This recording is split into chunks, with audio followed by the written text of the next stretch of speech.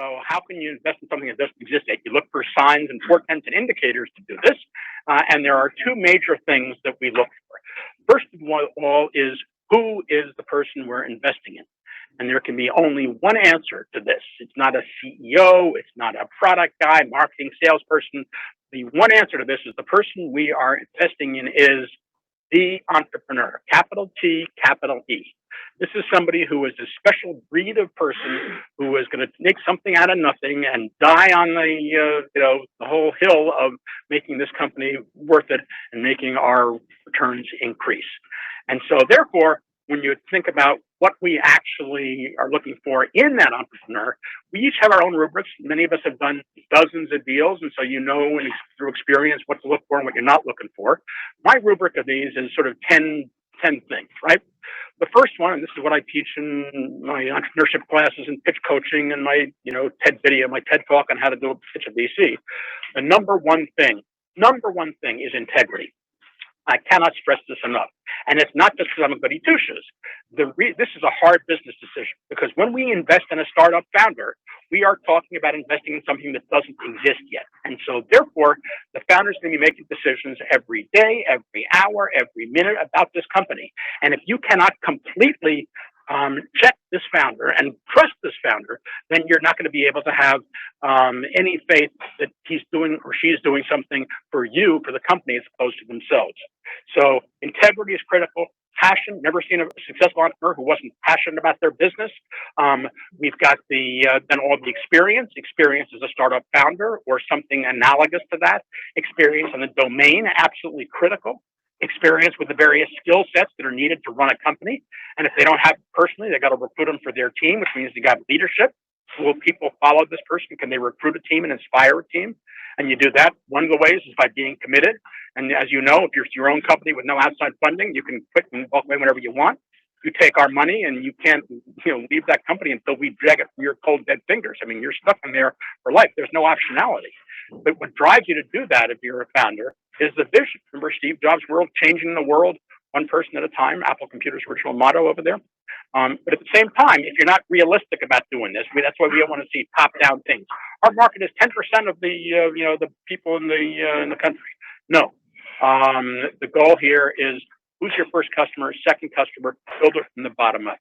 And then that's the realistic piece. And the last piece that we all know as angels is we would love to have them be coachable, which means we're not running the company. With those of us who are entrepreneurs, run our own companies.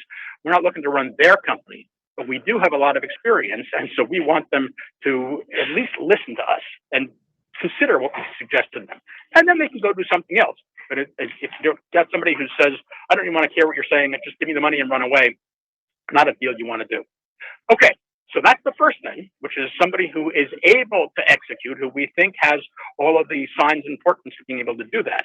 And then the second thing we look for is some proof. And that proof comes in terms of that magic word that has gotten great visibility over the last 5 or 10 years, and that is traction. Right? We look for traction.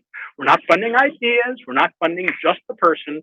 We are looking for traction. And here again, there is a gulf of difference between how smart angels use the term traction and how everybody else, including founders, use the term traction, right?